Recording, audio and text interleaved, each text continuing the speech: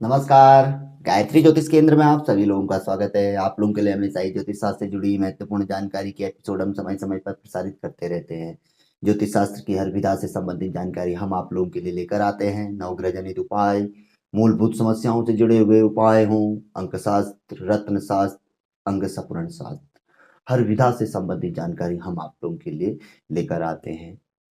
जन्म कुंडली विश्लेषण से संबंधित जानकारी भी हम आप लोगों के लिए लेकर आते हैं। जन्म कुंडली में जो शुभ योग या अशुभ योग बताए जाते हैं उनके बारे में भी हम जानकारी लेकर आते हैं कि कैसे आप लोग जान सकते हैं कि आपकी जन्म कुंडली में कोई योग बन रहा है तो उसका क्या फल है, शुभ फल है या अशुभ फल है, ताकि समय रहते आप उससे संबंधित कोई अशुभ फल है तो उपाय कर सकें और उसके अशुभ फल आदि से अपना बचाव कर सके।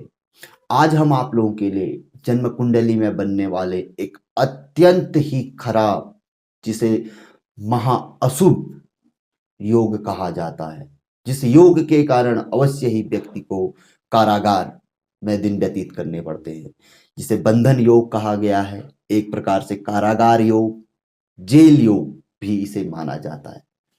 ये एक ऐसा योग जन्म कुंडली में है या बनता है जिसके बनने के कारण यहां तक देखा गया है कि बड़े बड़े लोग किसी न किसी कारणवश या स्वेच्छा से एक दो दिन कारावास में बिता कर आते हैं किसी न किसी कारण से, ताकि वह इस योग के भयंकर परिणाम से अपना बचाव कर सके। ऐसे तथ्य बहुत जगह पर आप लोगों को देखने को सुनने को मिलते होंगे। इस योग से संबंधित जिन लोगों को जानकारी है, बंधन योग ज्योतिष शास्त्र में महा अशुभ योगों की श्रेणी में यह एक माना जाता है, जिसे कहा जाता है कि व्यक्ति अवश्य ही इस योग के कारण कारागार से संबंधित उसे नुकसान हानि उठानी पड़ेगी। यह योग बनता कैसे है, इसके बारे में कई सूत्र दिए हुए हैं, कई प्रकार से बताया गया है कि इन इन कारणों से, लेकिन इसमें प्रमुखतया दो तीन ऐसे कारण हैं जिन्हें सर्वश्रेष्ठ कारण कहा जाता है। और यह कारण, यह योग, ग्रहों की ऐसी स्थिति यदि जन्म कुंडली में बनती है तो अवश्य ही जानिए इसका दुष्परिणाम अवश्य ही भोगना पड़ता है जातक को, जिसकी जन्म पत्रिका में इस तरह से यह योग बनता है। बताया गया है बंधन योग, दूसरे भाव, पंचम भाव और नवम भाव। पहले जो सूत्र बताया गया है उसको बता रहा हूं। दूसरे भाव का स्वामी, पांचवें भाव का स्वामी और नौवें भाव का स्वामी अत्यंत ही कमजोर स्थिति में आ जाए और इन भावों में कोई नीचस्थ ग्रह, अस्त ग्रह, वक्री ग्रह, शत्रु ग्रह बैठ जाए तो अवश्य ही व्यक्ति को अपने जीवन में कारागार या बंधन योग से गुजरना पड़ता है और हानि उठानी पड़ती है। द्वितीय भाव मित्र भाव, परिवार भाव आदि का भाव होता है, इनसे दूर जाने का योग। पंचम भाव बुद्धि, सही समय पे बुद्धि व्यक्ति की काम नहीं कर पाई, इस कारण से, कारण जो इसके तथ्य हैं, भाग्य, भाग्य को नुकसान पहुंचना होता, प्रारब्ध भी यह रहता है। ये पहला योग है, यानी कि दूसरा भाव, पांचवा भाव, नौवा भाव अत्यंत ही कमजोर हो जाए, इसके स्वामी कमजोर हो जाए। और विशेष तौर पर यहां पर कोई यदि राहु, केतु, शनि या नीचस्थ मंगल वाला बैठ जाए तो प्रबल मानिए, अवश्य ही जानिए, नीचस्थ मंगल अगर इन भावों में, इन तीन भावों में शनि, राहु, केतु, इनकी खराब स्थिति यहां पर हो जाए तो अवश्य ही जानिए। अब दूसरा भी इसी से संबंधित आ गया कि इन भावों में खराब शनि, राहु, केतु, मंगल बैठ जाए, तो वही आ गया, यही चीज, दूसरा सूत्र पहले में ही सम्मिलित हो गया। अब दूसरी स्थिति जो कि बहुत ही ज्यादा महत्वपूर्ण है, द्वादशेश, 12वां भाव और छठा भाव। यहां पर को एक तरीके से योग करता है कि इन दोनों में स्थान परिवर्तन योग हो जाए तो कट जाता है यह योग।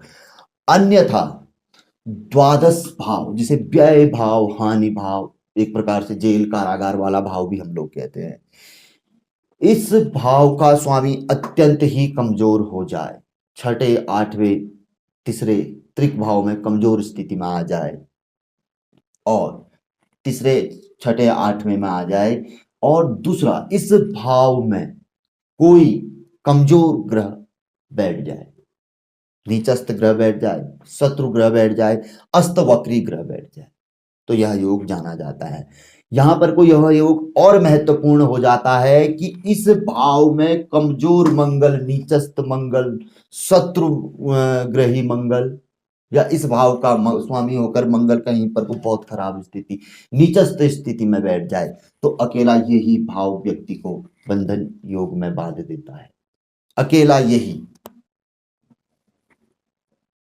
यहाँ पर को अगर मंगल इससे संबंधित हो, यहाँ पर को बैठा हो और स्थिति अत्यंत ही खराब हो, और दूसरा अगर ये छठा भाव षष्ठेश भी कहीं अष्टम में, दूसरे भाव में, या खराब स्थिति में नीचस्थ में आ जाए, तो प्रबल जानिए, यहाँ पर को प्रबल जानिए। अगर इसकी स्थिति थोड़ी अच्छी हो जाए, माना जाता है ज्योतिष शास्त्र में, इसकी स्थिति यदि थोड़ी अच्छी हो जाए तो यह व्यक्ति को बचा लेता है, निकाल ले जाता है, ऐसा ज्योतिष शास्त्र में बताया गया है। और भी छोटे छोटे कई सूत्र हैं, जिनसे कि बंधन योग, कारागार योग, जिसे हम जेल योग कहते हैं, उसके बारे में मानते हैं कि यह योग भी इसमें सफल रहते हैं व्यक्ति को इस चीज में बांधने हेतु। किंतु यह प्रबल जो माने गए हैं शुरुआत के 1 2 3, क्योंकि यही सबसे ज्यादा चरितार्थ होते हैं व्यक्ति के जीवन में, इनकी हानि या असर जो है हम कहते हैं देखने में आता है। अब इनसे बचने के योग, जैसे हमने कहा कि बहुत से जो बड़े लोग होते हैं जो पत्रिका समय समय पे दिखाते हैं, और जिन ज्योतिषियों की नजर में यह योग पकड़ में आ जाते हैं तो वह बताते हैं, तो किसी न किसी कारण से अपनी पहुंच आदि का इस्तेमाल करते हैं, या किसी न किसी कई मार्ग ढूंढते हुए एक आध दिन वहां पर को बिताते हैं, या ऐसे स्थानों में वह बिताते हैं, दूर चले जाते हैं कुछ समय के लिए जहाँ परिवार के लिंक से कट जाते हैं, वहां पर को भी यह योग समापन में माना जाता है। और भी कई प्रकार से इसके समापन के जो बताए गए हैं कि इस तरीके से करना चाहिए जिससे कि यह योग कट जाता है। तो लोग जा देखा गया है, हमने कई जगह पे पढ़ा हुआ है कि कई लोग इस कारण से 1 2 दिन वहां पे गुजारते हैं ताकि यह योग कट जाए। लेकिन इस योग को कटने के और भी उपाय हैं। पहले तो यह देखना चाहिए किसी अच्छे योग्य ज्योतिषी द्वारा कि भाई किस ग्रह से यह पीड़ा उत्पन्न हो रही है और हमें क्या करना चाहिए, क्या उपाय करने चाहिए। यदि मंत्र जप दान शांति करनी है तो उस तरीके से, कोई उपाय करने हैं तो उस तरीके से, किसी का रत्न आदि जड़ी धारण, बीज यंत्र धारण आदि वो होता है तो उस तरीके से, व्रत उपवास आदि हो सकते हैं, नियमित मंत्र जाप, तो उस तरीके से आप कर सकते हैं। किंतु इसमें सबसे यह माना गया है कि नियमित तौर पर यदि व्यक्ति पात्र है तो गायत्री मंत्र का जाप नियमित तौर पर करना चाहिए, अन्यथा नियमित तौर पर महामृत्युंजय मंत्र का जाप करना चाहिए। इस योग की एक विशेषता और भी है, वह यह है कि जिस व्यक्ति के जीवन में इस योग ने घटित होना होता है उस व्यक्ति को हमेशा ही खराब प्रकार के स्वप्नों से भी गुजरना पड़ता है, हमेशा ही उसे गंदे स्वप्न, डरावने स्वप्न आते रहते हैं। यह एक बहुत बड़ी विशेषता है। तो समय रहते ही किसी अच्छे योग्य ज्योतिषी से इस योग का समाधान अवश्य ही कराना चाहिए, और नियमित तौर पर शिव आराधना इस योग से बचने में बहुत मददकारक रहती है। यानी कि एक अचूक उपाय हम इसे कह सकते हैं एक सामान्य मनुष्य के लिए, जो कि कुछ नहीं कर सकता है या इन चीजों पे ज्यादा विश्वास नहीं रखता है, वो कम से कम शिव आराधना, ओम नमः शिवाय का जाप करना ही कहीं ना कहीं इस बड़ी विपदा से छोटी विपदा में बदलने में सहायक भी हो सकता है। क्योंकि बड़े योग टलते तो नहीं है, जैसे हमने आपको बताया है कि लोग इसके लिए किस तरीके से हथकंडे अपनाते हैं इस योग से बचने के लिए।